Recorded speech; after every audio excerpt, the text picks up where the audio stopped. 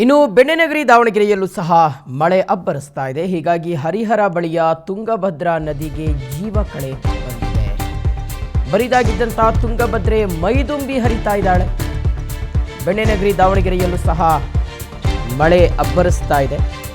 ಹೀಗಾಗಿ ತುಂಗಭದ್ರಾ ನದಿಗೆ ಜೀವ ಕಳೆ ಬಂದಿದೆ. ತುಂಗಭದ್ರಾ ತುಂಬಿದ್ರೆ ದಾವಣಗೆರೆಯ ಜನರು ಖುಷಿ ವ್ಯಕ್ತಪಡಿಸ್ತಾರೆ. ಮುಖದಲ್ಲಿ ನಗು ಕಾಣಿಸುತ್ತೆ. ಈಗ ಬರಿದಾಗಿದ್ದಂಥ ತುಂಗಭದ್ರೆ ಮೈದುಂಬಿ ಹರಿತಾ ಇರುವಂಥದ್ದು. ಸೊ ಹೀಗಾಗಿ ದಾವಣಗೆರೆಯ 22 ಹಾಗೂ ಚಿತ್ರದುರ್ಗದ 44 ಕೆರೆಗಳಿಗೆ ತುಂಗಭದ್ರಾ ನೀರನ್ನು ಹರಿಸಲಾಗ್ತಾ ಇದೆ. ಹರಿಹರ ತಾಲೂಕಿನ ರಾಜನಹಳ್ಳಿ ಜಾಕ್ವೆಲ್ನಿಂದ ನೀರನ್ನು ಕೆರೆಗಳಿಗೆ ಸರಬರಾಜು ಮಾಡುವಂತಹ ಕಾರ್ಯ ನಡೀತಾ ಇದೆ. ಯಾಕೆಂದರೆ ಕೆರೆಗಳಿಗೆ ನೀರು ಬಿಟ್ಕೊಂಡ್ರೆ ಸ್ಥಳೀಯವಾಗಿ ರೈತರು ಉಳುಮೆ ಮಾಡಲಿಕ್ಕೆ ಅಥವಾ ತಮ್ಮ ಜಮೀನುಗಳಿಗೆ ನೀರು ಬಿಟ್ಕೊಳ್ಳೋದಕ್ಕೆ ಅವಕಾಶ ಆಗುತ್ತೆ. ಸೊ ಹಾಗಾಗಿ ಆ ಒಂದು ಕಾರ್ಯದಲ್ಲಿ ಈಗ ಅಧಿಕಾರಿಗಳಿದ್ದಾರೆ. ಒಂದು ದಾವಣಗೆರೆ ಜಿಲ್ಲೆಯಲ್ಲಿ ಮತ್ತು ಚಿತ್ರದುರ್ಗ ಭಾಗದಲ್ಲಿ ಮಳೆ ಇಲ್ಲ ಅನ್ನುವ ಒಂದು ನೋವಿತ್ತು. ಬರೀ ಕರಾವಳಿ ಭಾಗದಲ್ಲಿ, ಮಲೆನಾಡು ಭಾಗದಲ್ಲಿ ಮಾತ್ರ ಮಳೆ ಸುರಿತಾ ಇದೆ ಅನ್ನುವ ರೀತಿಯಾದಂಥ ಆತಂಕದ ಒಂದು ಭಾವನೆಯನ್ನು ಜನರು ವ್ಯಕ್ತಪಡಿಸ್ತಾ ಇದ್ದರು. ಆದರೆ ಫೈನಲಿ ಮಧ್ಯ ಕರ್ನಾಟಕದಲ್ಲೂ ಸಹ ವರುಣ ಕೃಪೆ ತೋರಿಸಿದ್ದಾನೆ. ಚಿಕ್ಕಮಗಳೂರು ಭಾಗದಲ್ಲಿ, ಶಿವಮೊಗ್ಗ ಭಾಗದಲ್ಲಿ ಮಳೆ ಚೆನ್ನಾಗಾದರೆ ತುಂಗೆ ಮತ್ತು ಭದ್ರಾ ಇಬ್ಬರೂ ಸಹ ಮೈದುಂಬಿ ಹರಿತಾರೆ. ಅವರಿಬ್ಬರ ಸಂಗಮವನ್ನು ನಾವು ದಾವಣಗೆರೆ ಜಿಲ್ಲೆಯಲ್ಲಿ ನೋಡಲಿಕ್ಕೆ ಸಾಧ್ಯ ಆಗುತ್ತೆ.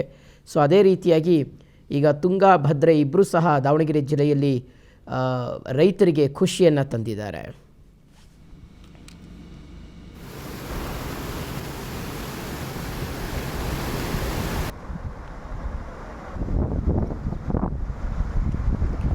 ಸೊ ಮೈದುಂಬಿ ಹರಿತಾ ಇರುವಂತಹ ತುಂಗಭದ್ರಾ ನದಿ ಬಳಿಯಿಂದ ನಮ್ಮ ಪ್ರತಿನಿಧಿ ಮಂಜಪ್ಪ ಪ್ರತ್ಯಕ್ಷ ವರದಿ ಕೊಟ್ಟಿದ್ದಾರೆ, ನೋಡೋಣ. ರಾಜ್ಯದಲ್ಲಿ ಮುಂಗಾರು ಕೈಕೊಟ್ಟ ಹಿನ್ನೆಲೆಯಲ್ಲಿ ಏನು ದಾವಣಗೆರೆ ಜಿಲ್ಲೆಯಲ್ಲಿ ಕುಡಿಯುವ ನೀರಿಗೂ ಕೂಡ ಹಾಹಾಕಾರ ಸೃಷ್ಟಿಯಾಗಿತ್ತು. ಯಾಕಂತ ಹೇಳಿದ್ರೆ ದಾವಣಗೆರೆ ಜನರ ಕುಡಿಯುವ ಜೀವನಾಡಿ ಅಂತ ಹೇಳಿದ್ರೆ ತುಂಗಭದ್ರಾ ನದಿ ಅಂತೇಳಿ ಕರಿತಾ ಇದ್ವಿ.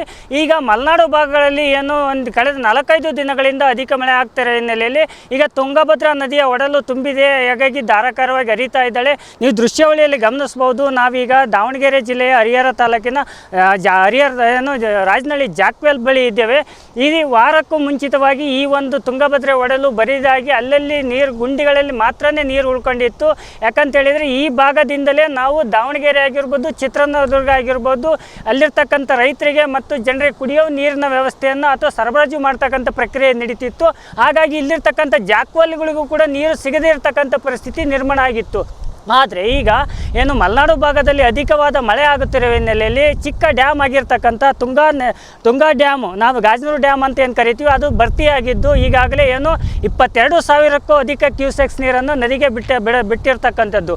ಈ ಬಿಟ್ಟಿರ್ತಕ್ಕಂಥ ಹಿನ್ನೆಲೆಯಲ್ಲಿ ಈ ನದಿಯ ಒಡಲು ತುಂಬಿದ್ದು ಒಂದಿಷ್ಟು ಜೀವಕಳೆ ಬಂದಿದೆ ಅಂತ ಹೇಳ್ಬೋದು. ಯಾಕಂತ ಹೇಳಿದರೆ ಈ ಹರಿಹರದ ಏನು ತುಂಗಭದ್ರೆ ನದಿ ಇದ್ದಾಳೆ, ದಾವಣಗೆರೆಯ ಏನು ಏತ ನೀರಾವರಿ ಯೋಜನೆ ಅಂತ ಏನು ಕರಿತೀವಿ, ಅದರಲ್ಲಿ 22 ಕೆರೆಗಳಿಗೆ ನೀರನ್ನು ಉಣಿಸ್ತಕ್ಕಂಥ ಕೆಲಸ ಮಾಡ್ತಾ ಇದ್ಲು. ಅದರೊಟ್ಟಿಗೆ ಚಿತ್ರದುರ್ಗ ಜಿಲ್ಲೆಯ 44 ಕೆರೆಗಳಿಗೂ ಕೂಡ ಅಂದರೆ ಭರಮಸಾಗರ ಏತ ನೀರಾವರಿಯ ನೀರನ್ನು ಸರಬರಾಜು ಮಾಡ್ತಕ್ಕಂಥ ಪ್ರಕ್ರಿಯೆ ಈ ಸ್ಥಳದಿಂದಲೇ ನಡೀತಾ ಇತ್ತು. ಅವೆರಡಕ್ಕೂ ಕೂಡ ತೊಂದರೆ ಆಗಿತ್ತು. ಅದರೊಟ್ಟಿಗೆ ಜನರಿಗೆ ಈಗಾಗಲೇ ಏನು ನಮ್ಮ ನೀರಾವರಿ ಇಲಾಖೆ ಮತ್ತು ಜಿಲ್ಲಾಡಳಿತನೂ ಕೂಡ ಸಲಹೆ ನೀಡಿತ್ತು, ನೀರನ್ನು ಮಿತವಾಗಿ ಬಳಸಬೇಕು. ಯಾಕಂತಂದರೆ ರಾಜ್ಯದಲ್ಲಿ ಎಲ್ಲಿನೋ ಪ್ರಭಾವ ಇರೋದ್ರಿಂದಾಗಿ ಈ ಮಳೆ ಕೊರತೆ ಆಗಿದೆ. ಹಾಗಾಗಿ ಬಿತ್ತನೆ ಕಾರ್ಯದಲ್ಲೂ ಕೂಡ ಒಂದು ಸ್ವಲ್ಪ ಹಿನ್ನಡೆ ಆಗಿತ್ತು. ಅದರೊಟ್ಟಿಗೆ ಕೇವಲ 8% ಮಾತ್ರನೇ ಏನು ಬಿತ್ತನೆ ಕಾರ್ಯ ನಡೆದಿತ್ತು. ಈಗ ಮಳೆಯ ಮುನ್ಸೂಚನೆ ಕಂಡು ಬರ್ತಾ ಇದೆ. ಅದರೊಟ್ಟಿಗೆ ತುಂಗಭದ್ರೆ ಒಡಲು ಕೂಡ ಭರ್ತಿ ಆಗ್ತಾ ಇದೆ. ಹಾಗಾಗಿ ಜನರಲ್ಲಿ ಏನು ದಾವಣಗೆರೆ ಆಗಿರ್ಬೋದು, ಚಿತ್ರದುರ್ಗ ಆಗಿರ್ಬೋದು, ಈ ಭಾಗದ ರೈತರ ಜನರಲ್ಲಿ ಒಂದಿಷ್ಟು